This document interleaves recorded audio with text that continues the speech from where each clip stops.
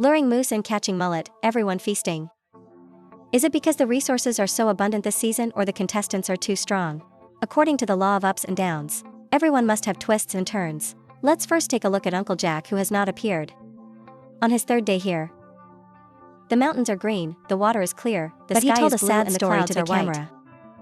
Not long after getting off the helicopter, when he was passing through some bushes, the zipper of his backpack was actually torn and the fishing line fell out. The idea of going viral with his godly fishing skills suffered a major blow. So much so that he searched for 3 days straight. Of course, he found nothing. Unbelievable. In those 3 days, he actually spent all his calories on this matter. Others search for food, Jack searches for lost items. Sounds about the same. Having no choice but to accept reality, Jack started weaving his own net. Finally, he took the fishing net to the riverside, but felt the water was too shallow. He could only make do and put the net in the water. In his heart, he didn't hold much hope of catching any fish with the net. Another day passed just like that. Jack faced the camera again and began to tell another sad story. In his choice of 10 tools, he actually chose not to bring a fire starter because he knew other ways to start a fire. But now the fishing line he relied on for survival supplies was lost. It wouldn't be wise to spend effort starting a fire every time, so he decided to make his own tinder box. He picked up a few pieces of dry rotten wood and threw them in the pot to heat up. The black stuff he got was pure charcoal. This stuff is extremely flammable and can be used as a fire starter. In order to keep the charcoal dry, Jack started doing handwork. He rolled a piece of birch bark into a cylindrical shape, then sewed it with spruce root. I have to say, the stitches are really neat and beautiful. Then he used 2 pieces of wood as the bottom and lid. When fixing the bottom, he used a principle similar to the mortise and tenon of ancient China. He drilled a circle of holes in the birch bark and wood, then used small twigs as pins to secure it tightly. Jack also took the steel buckle off his belt, planning to use it in place of a fire starter. He was already eager to try it out. He casually picked up a small stone and rubbed it hard on the belt buckle a couple of times. The charcoal, adept at catching sparks, indeed lived up to expectations. The experiment was a success. Who would have thought that Jack was actually a hidden technical powerhouse? But no matter how strong the skills, bad luck is still useless. Coming to the riverside, Jack looked at the empty fishing net. Had no choice but to accept the fact that he would have to continue going hungry. Suddenly a beaver appeared. Well versed in beaver habits, Jack picked up a tender willow branch, placed it in the water near the shore, while he prepared his bow and arrow, ready to hunt. Unfortunately, that beaver suddenly ran away when it was less than 500 meters from Jack. Away, and he, who had been waiting for the right moment, was unable to fire his hidden arrow. Compared to the unlucky Uncle Jack, how is Pete, who caught 5 big fish in one go, doing? Time comes to the 8th day. Pete couldn't concentrate while working with a saw and ended up injuring himself. Missing his son, he came to the riverside, but found not a single fish. Although he had set up a net and 3 or 4 fishing lines, none of them worked. Could it be that his luck had run out? Devastated, he returned to camp and began to reflect on his experiences over the past few days. From his original intention of coming here to the loneliness of being away from family. Tears welled up in his eyes. But he still had 4 smoked big fish to eat. Come on. This librarian, who cares more about the spiritual than the material, made a surprising decision. Decided to officially go offline and return home. He felt that his experiences over the past few days had already proven his abilities. The knowledge he learned from books was perfectly put into practice. He conquered himself and had no regrets. Can he take those 4 uneaten smoked fish with him? Those mullets that took so much effort to grow. Although they were foolish and bit as soon as they saw the hook, they ultimately gave their lives for him. Is it polite to abandon them without a word? Fish King Pete stood on the speedboat that came to pick him up, his eyes looking lovingly into the distance, probably in the direction of his smoked fish. Gently he came. The mullet jumped and danced in the river. Gently he left. The mullet turned into the aroma of smoked fish. On the morning Pete left, Wild Man Dusty was taking care of his personal hygiene. He picked a handful of horsetail fern to use as soap, and gave his flowing long hair a limited edition shampoo. Horsetail fern is rich in silicon dioxide, so rubbing it vigorously provides a strong exfoliating effect. Rub and rub, walking out the devil's steps. Dusty walked to the riverside in steps that recognized no family. It turned out he had buried a fishing line. He saw the water moving and slowly reeled in the line. It was a mullet, not big or small. Dusty burst out in happy cheers.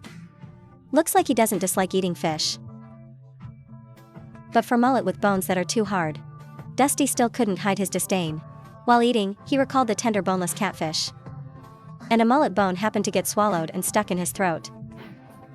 Looks like he'll have a very uncomfortable time for a while. But seeing the pot sitting lonely in the corner, did Dusty directly eat the mullet as sashimi?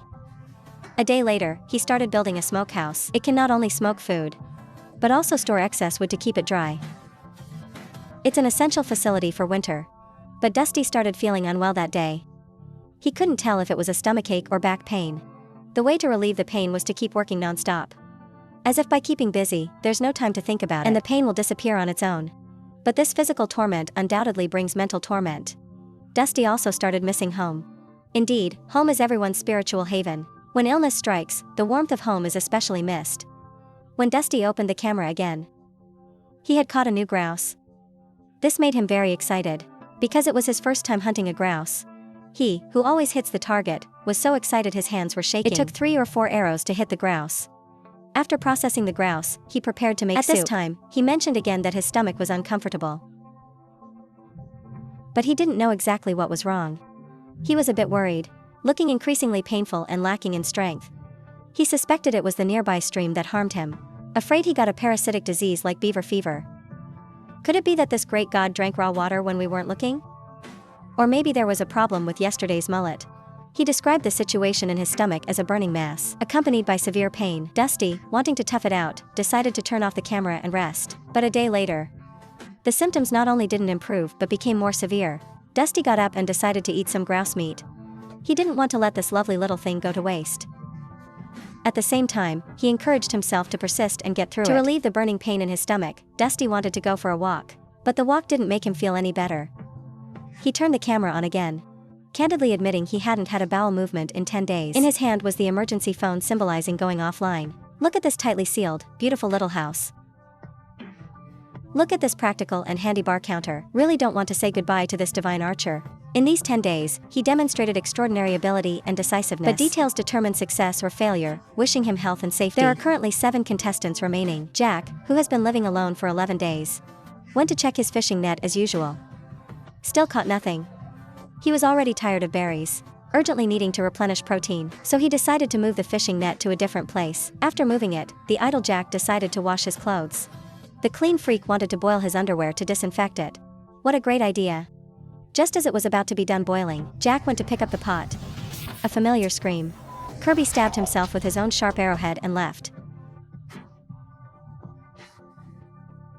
The hand that lost a layer of skin already had second-degree burns. After treating the wound with tools from the first aid kit, Jack wrapped his left hand like a mummy.